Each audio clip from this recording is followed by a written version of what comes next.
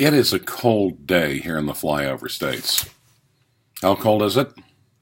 Well, I was in 2 different courthouses, and all the lawyers had their hands in their own pockets. Anyway, a while back I was able to pick up what I called an Uber-okie sloppy seconds. The Rolex Yachtmaster 16623. I actually got it for a really great price. Had it authenticated. And, in a lot of ways, it's one of my most modern pieces. Blue dial. I never really understood the Yachtmaster until I got it. And I do like the blue dial. Had it not been a blue dial, though, I wouldn't have bothered with it. The Yachtmaster has always been kind of the bastard stepchild of the Rolex family. The old expression that the Holy Roman Empire was neither holy nor Roman nor an empire. I actually did, as a history major, I did have to answer that question. And the same thing kind of applies to the Rolex Yachtmaster, because it's not really a sports watch, and it's not really a dress watch. It's got a relatively older movement in it. It has, big gold bezel. And that big gold bezel really catches a lot of attention, which is good. It also, though, catches a lot of nicks and scratches, which is bad. I'm just about more protective about wearing this thing than I am president. Among other things, it's bigger. And, unlike a sports watch, which actually a lot of people find more attractive the more beat up it gets, this one is more like a dress watch because the more beat up it gets, the more it looks like crap. And, these big precious metal bezels are not cheap.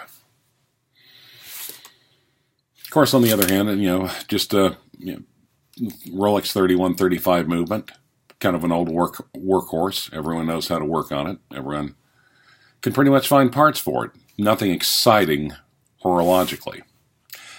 There's a fellow a few hours south of me, and he's kind of he's like an alternate universe Uber-okie. Federal employee, and he does a lot of traveling, and as such, he does a lot of watch buying and flipping. Now, you'll probably notice me talking about a JLC Master Control triple calendar date south of me. I brought that up a couple of times. It's still there. It is 39 millimeters. It's stainless steel. Triple date with a moon face. Extra strap and complete servicing by JLC last August. So it's box papers and still has that new watch smell to it. He's asking $6,900 for it, and it's been there for a while. So every once in a while, I'll kind of hit him up, and we'll kind of chat a little bit. I mentioned the Yachtmaster, and I mentioned, I might want to consider trading. Now, this is the guy. I'm not going to say what his name is, but Polo. But when I said that, literally, I could hear in his brain. I could almost literally hear the adding machine.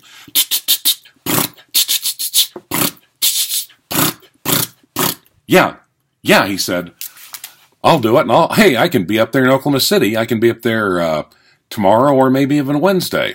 I'm like, ooh. Now, I have to admit, though, and the fact that she is a sharp guy, he can do the numbers on his head, so that kind of tells me that he thinks it's a better deal for him. And I've actually asked all sorts of people about this. I've got a couple of friends, the very youngest and the very baldest, basically are saying, hell yeah, go for it. JLC is a hotorology piece.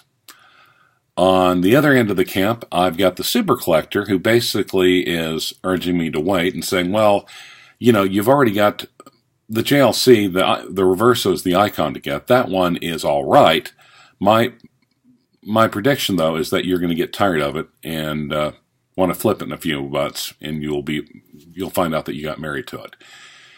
And in the middle, believe it or not, is Starchy and Uber-okie, who are both saying to effect, meh.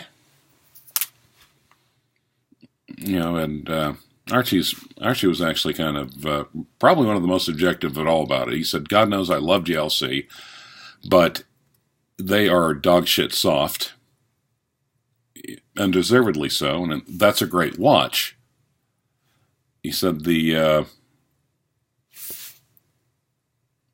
Yachtmaster is a lot more liquid, especially right now. He said, get it only if you love it. Which actually, when you think about it, is how all watch reviews should buy. If you buy it, and if you love it, buy it. And, I do have a Heuer triple date, and that's actually one of my favorite pieces. I do love the triple date function on it.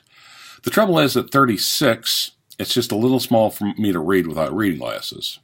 But everything about it, I like. I like the complication. I just like, it's nice. Of course, it's vintage. It's sedate.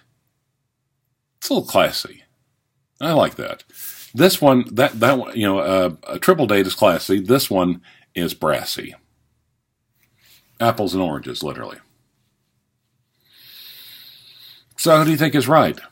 Do you think the youngest or the baldest is right? Do you think Rudy's right? Or do you think Archie's advice really applies? Anyway, I'd love to see what you'd have to say below. And here's one of the nice things is that time is on my side. I don't think that JLC is going anywhere fast. And, especially if Rolex isn't doing anything till March, it means basically I have February, where they're not making sports models. I think had it been until the sports bubble inflation going, I think everyone would have told me to drop this and go for the JLC. The fact that this other guy, this alternate universe Uberoki, or actually Uber Texan, is wanting to drop everything and go for it, tells me that right now this is the ticket. So if you have an opinion, if you think I'm bored, if you think I'm a moron, or if you think whatever, leave it below and I'll give it a look. Thanks.